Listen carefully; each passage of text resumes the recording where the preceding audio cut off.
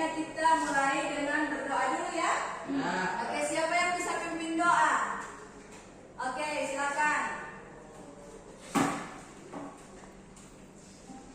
Teman-teman, sebelum kita mulai pembelajaran, marilah kita berdoa sesuai dengan kita masing-masing.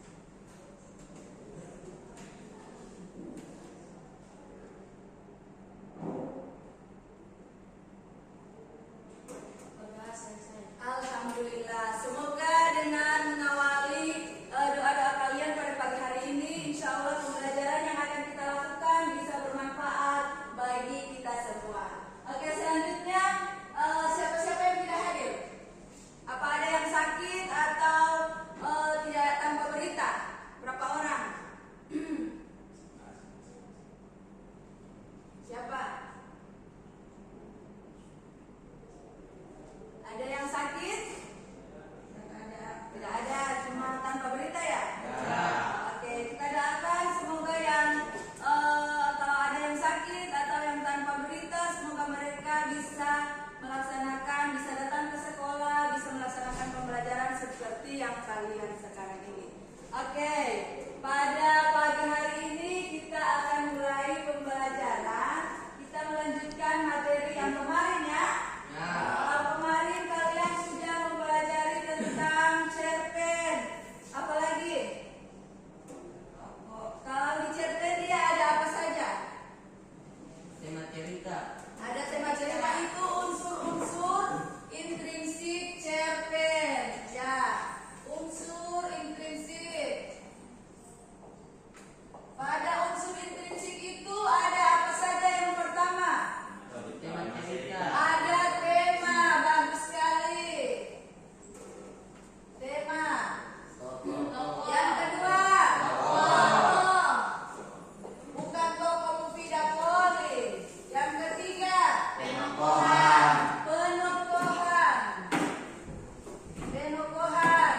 Yang keempat, sudut pandang, bagus. Selanjutnya, ada alur cerita. Terus apa? Latar. Bagus sekali. Ada lagi?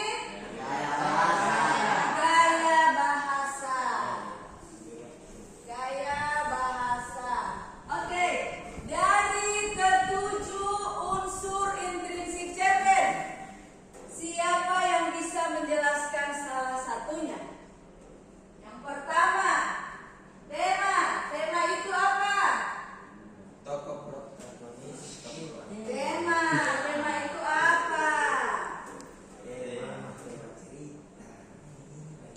Tema itu yang bagaimana?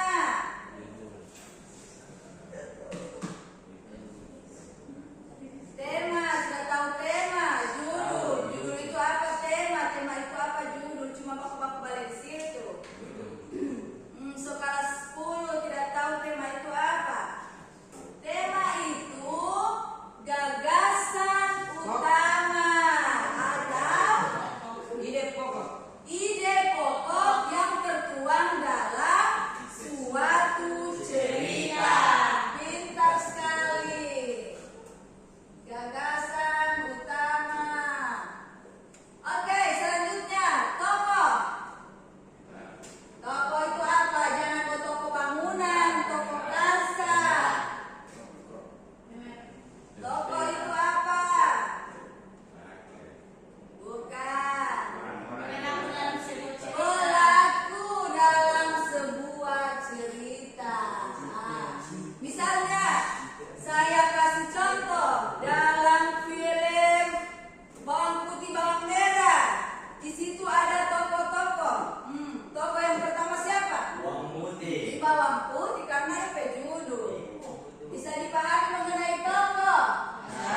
Tokoh yaitu pelaku yang ada dalam satu cerita. Oke, selanjutnya yang ketiga ada penokohan. Nah, ini beda lagi. Ada tokoh, ada penokohan. Apa yang membedakan antara tokoh dan penokohan? Kalau penokohan yang bagaimana? Cara pengarang menambahkan karakter atau sifat tokoh dalam sebuah cerita. Oke, bagus sekali. Yaitu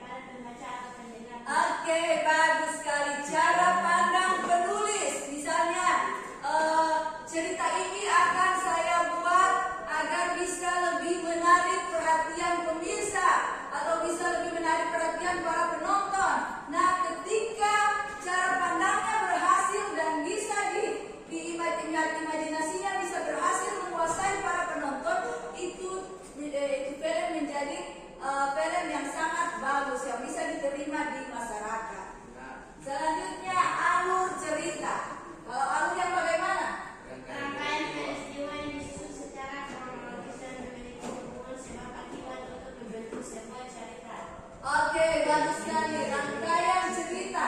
Dia ceritanya itu misalnya dari cerita seperti cerita itu film. Misalnya pertama hanya cerita mengenai pertemanan, persahabatan. Selanjutnya permasalahan. Ceritanya naik-naik terus ceritanya sampai di ujung cerita itu dia ada permasalahan. Setelah permasalahan dia ada penyelesaian.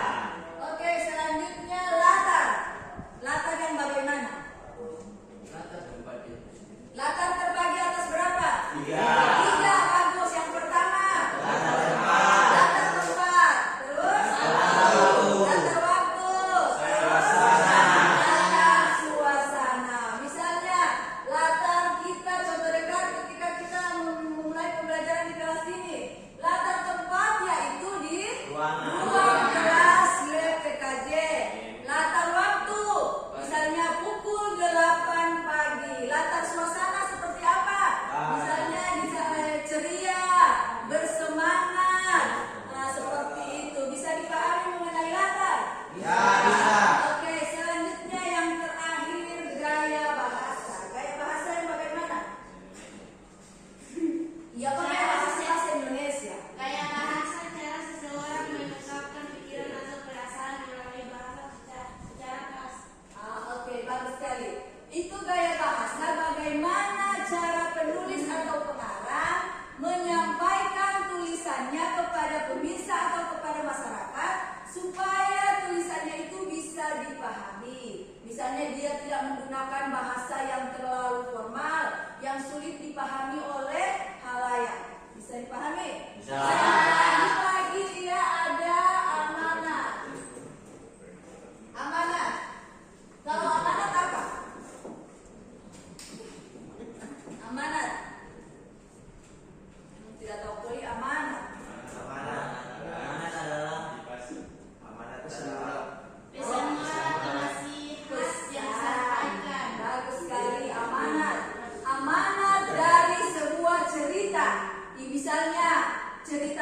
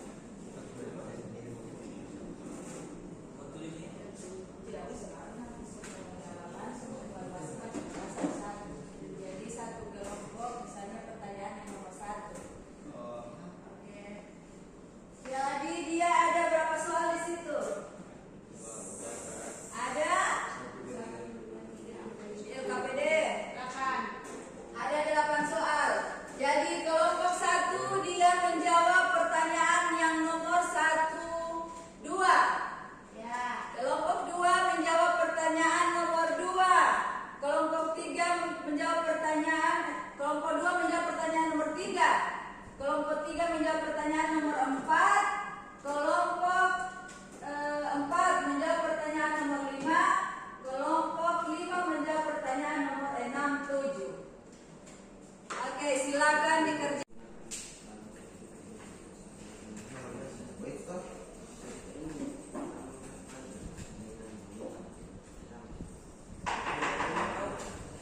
Kerja kelompok, tidak ada yang cuma kerja sendiri-sendiri. Ya.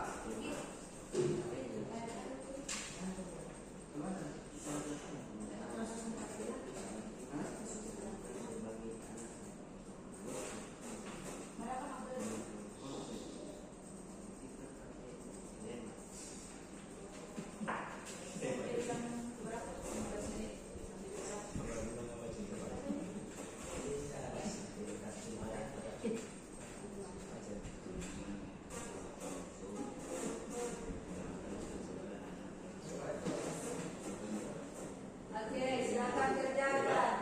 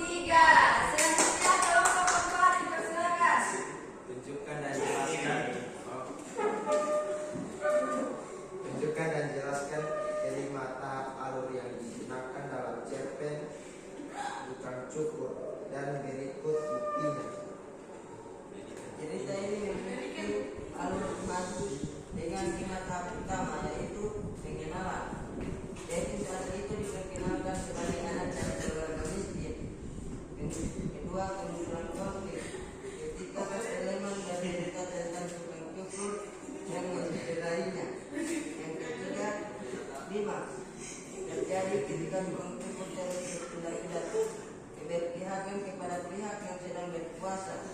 Yang keempat, anti-klimaks. Pada saat terjadi pertempuran, dibagi kelompok yang ditemukan korban tewas. Penyelesaian saat itu menyadari bahwa salah satu korban yang tewas adalah tukang tipu. Oke, bagus sekali. Kelompok 5. Terima kasih. Selanjutnya kelompok 5 menjawab soal nomor 6 dan 7. Dipersilakan.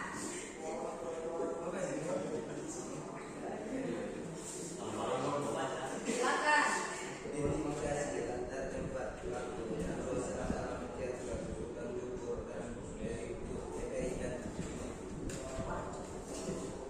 Oke. Pada tempat adalah daerah kurus, sebagaimana disebutkan bahwa Gito berasal dari lintas daerah pinggiran kurus.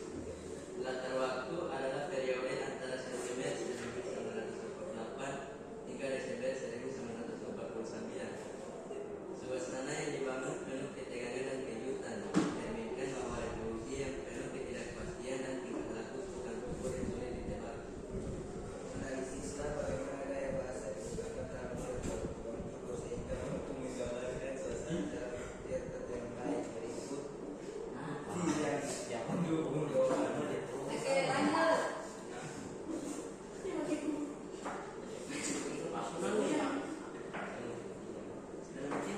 Dalam cerpen ini, bahasa yang digunakan adalah naratif. Narasinya detail dalam menggambarkan tokoh dan latar. Deskripsi latar dan perubahan para tokoh utama diceritakan dengan alur yang kuat. Sudah selesai?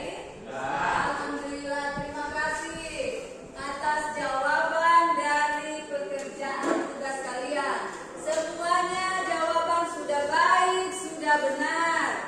Ternyata semua sudah pintar-pintar ya? Alhamdulillah. Nah, setelah soal saya tunggu dulu. Soal jawaban dari hasil pekerjaan kalian. Alhamdulillah, hasilnya sangat memuaskan. Berarti semuanya sudah paham mengenai materi unsur intrinsik cerpen ya? Nah, sekarang kita adakan dulu evaluasi materi. Tadi kan sudah menjawab soal-soal, sekarang kita evaluasi materi dulu. Yang pertama, tema dari cerita tukang cukur. Temanya menggambarkan tentang manusia yang optimis. Yang optimis. Yang kedua apa? Soal yang kedua, mengidentifikasi tokoh. Ada tokoh siapa-siapa? Ada tukang cukur, ada tokoh Dito. Siapa lagi? Oke, bagus sekali. Yang ketiga, mengidentifikasi tokoh protagonis, antagonis, dan tokoh campuran. Semuanya sudah dipahami ya? Alhamdulillah. Jadi pembelajaran pada hari ini alhamdulillah berjalan dengan baik, berjalan dengan lancar, materinya bisa dipahami dan bisa diterima. Nah, sekarang kita akan tutup pembelajaran. Pesan untuk kalian belajar dengan giat agar cita-cita kalian akan tercapai. Amin. Selanjutnya satu lagi, kalau ada misalnya kalian berhalangan untuk datang ke sekolah, setidaknya kasih info melalui grup WhatsApp atau memberikan pemberitahuan kepada wali kelas